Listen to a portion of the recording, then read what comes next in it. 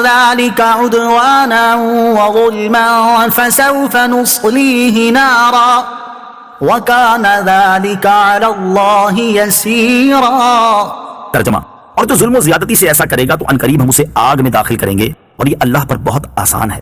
وَمَن يَفْعَلْ ذَلِكَ عُدْوَانًا وَظُلْمًا، اور جو ظلم و زیادتی سے ایسا کرے گا۔ یہاں ظلم و زیادتی کی قید اس لیے لگائی کہ جن صورتوں میں مومن کا قتل جائز ہے اس صورت میں قتل کرنا جرم نہیں، جیسے مرتد کو سزا میں، یا قاتل کو قصاص میں، یا شادی شدہ زانی کو سنسار کرنے میں، یا ڈاکو کو مقابلے یا سزا میں، یا باغیوں کو لڑائی میں قتل کرنا، یہ سب حکومت کے لیے جائز ہے، بلکہ حکومت کو اس کا حکم ہے۔ قتل کے بارے میں مزید تفصیل سورہ مائدہ کی متعدد آیات کے تحت آئے گی۔ إن تجتنبوا كبائر ما تنهون عنه نكفر عنكم سيئاتكم وندخلكم مدخلا كريما۔ ترجمہ، اگر کبیرہ گناہوں سے بچتے رہو جن سے تمہیں منع کیا جاتا ہے تو ہم تمہارے دوسرے گناہ بخش دیں گے اور تمہیں عزت کی جگہ داخل کریں گے۔ ان تجتنبوا کبائر، اگر کبیرہ گناہوں سے بچتے رہو۔ اس سے پہلی آیات میں بعض کبیرہ گناہ کرنے پر وعید بیان کی گئی، اور اس آیت میں کبیرہ گناہوں سے بچنے پر صغیرہ گناہ بخشنے اور عزت کی جگہ داخل کرنے کا وعدہ ذکر کیا گیا ہے۔ کبیرہ گناہ کی تعریف اور تعداد۔ کبیرہ گناہ کی تعریف یہ ہے کہ وہ گناہ جس کا مرتکب قرآن و سنت میں بیان کی گئی کسی خاص سخت وعید کا مستحق ہو۔ کبیرہ گناہوں کی تعداد مختلف بیان کی گئی ہے، چنانچہ 7، 10، 17، 40 اور 700 تک بیان کی گئی ہے۔ گناہوں سے متعلق 3 احادیث۔ حضرت ابو ثعلبہ خشنی رضی اللہ تعالیٰ عنہ سے روایت ہے، حضور اقدس صلی اللہ تعالیٰ علیہ وسلم نے ارشاد فرمایا، اللہ تعالیٰ نے کچھ فرائض مقرر کیے ہیں، لہٰذا تم انہیں ہرگز ضائع نہ کرو۔ کچھ چیزیں حرام کی ہیں، انہیں ہرگز ہلکا نہ جانو۔ کچھ حدیں قائم کی ہیں، تم ہرگز ان سے تجاوز نہ کرو۔ اس نے تم پر رحمت فرماتے ہوئے جان بوجھ کر کچھ چیزوں کے متعلق کچھ نہیں فرمایا تو ان کی جستجو نہ کرو۔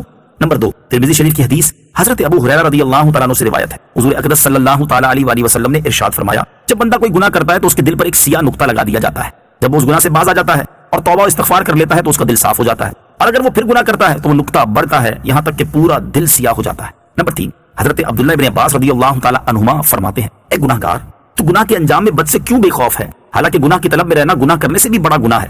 تیرا دائیں بائیں جانب کے فرشتوں سے حیا نہ کرنا اور گناہ پر قائم رہنا بھی بہت بڑا گناہ ہے، یعنی توبہ کیے بغیر تیرا گناہ پر قائم رہنا اس سے بھی بڑا گناہ ہے۔ تیرا گناہ کر لینے پر خوش ہونا اور کہکہا لگانا اس سے بھی بڑا گناہ ہے، حالانکہ تو نہیں جانتا کہ اللہ تعالیٰ تیرے ساتھ کیا سلوک فرمانے والا ہے۔ اور تیرا گناہ میں ناکامی پر غمگین ہونا اس سے بھی بڑا گناہ ہے۔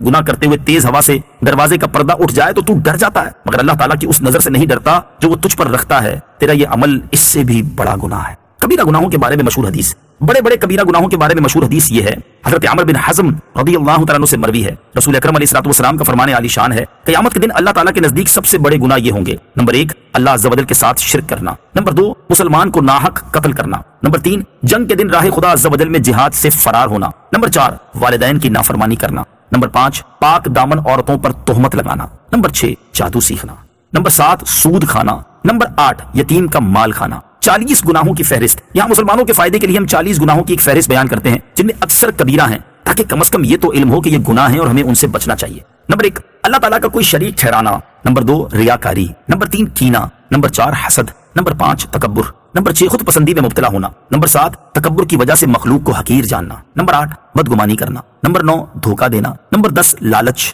11، حرص، 12، تنگ دستی کی وجہ سے فقراء کا مذاق اڑانا، 13، تقدیر پر ناراض ہونا، 14، گناہ پر خوش ہونا، 15، گناہ پر اصرار کرنا، 16، نیکی کرنے پر تعریف کا طلبگار ہونا، 17، حیض والی عورت سے صحبت کرنا، 18، جان بوجھ کر نماز چھوڑ دینا، 19، صف کو سیدھا نہ کرنا، 20، نماز میں امام سے سبقت کرنا، 21، زکوٰۃ ادا نہ کرنا، 22، رمضان کا کوئی روزہ چھوڑ دینا، 23، قدرت کے باوجود حج نہ کرنا، 24، ریشمی لباس پہننا، 25، مرد و عورت کا ایک دوسرے سے مشابہت اختیار کرنا، 26، عورتوں کا باریک لباس پہننا، 27، اترا کر چلنا، 28، مصیبت کے وقت چہرہ نوچنا، تھپڑ مارنا یا گریبان چاک کرنا، 29، مقروض کو بلا وجہ تنگ کرنا، 30، سود لینا دینا، 31، حرام ذرائع سے روزی کمانا، 32، ذخیرہ اندوزی، 33، شراب بنانا پینا بیچنا، 34، ناپ تول میں کمی کرنا، 35، یتیم کا مال کھانا، 36، گناہ کے کام میں مال خرچ کرنا، 37، مشترکہ کاروبار میں ایک دوسرے سے خیانت کرنا، 38، غیر کے مال پر ظلماً قابض ہو جانا، 39، اجرت دینے میں تاخیر کرنا، 40، اور امانت میں خیانت کرنا۔ یہ چند باطنی اور ظاہری گناہ ذکر کیے ہیں، ان سب گناہوں کی معلومات حاصل کرنا اور ان کے احکام سیکھنا ضروری ہے۔ افسوس کہ مسلمانوں کی ایک بڑی تعداد کو ان گناہوں کی تعریفیں تک یاد نہیں کہ یہ ہوتے کیا ہے۔ نکفر عنکم سیئاتکم، ہم تم سے دوسرے گناہ مٹا دیں گے۔ ارشاد فرمایا کہ اگر تم کبیرہ گناہوں سے بچتے رہو گے اور اس کے ساتھ دیگر عبادات بجا لاتے رہو گے تو ہم تمہارے دوسرے صغیرہ گناہوں کو اپنے فضل سے معاف فرما دیں گے اور تمہیں عزت کی جگہ یعنی جنت میں داخل کریں گے۔ یاد رہے کہ یہ معاملہ بھی اللہ عز و جل کی مشیت اور مرضی پر ہے. یہ بیان صغیرہ گناہوں کے متعلق ہے. کبیرہ گناہ توبہ ہی سے معاف ہوتے ہیں. البتہ حج مقبول پر بھی یہ بشارت ہے. اس کی مزید تحقیق کے لیے فتاوی رضویہ شریف کی 24ویں جلد میں اعلیٰ حضرت رحمۃ اللہ تعالی کی نہایت تحقیقی کتاب اعجب الامداد فی مکفرات حقوق العباد، بندوں کے حقوق کے معاف کروانے کے طریقے کا مطالعہ فرمائیں. ولا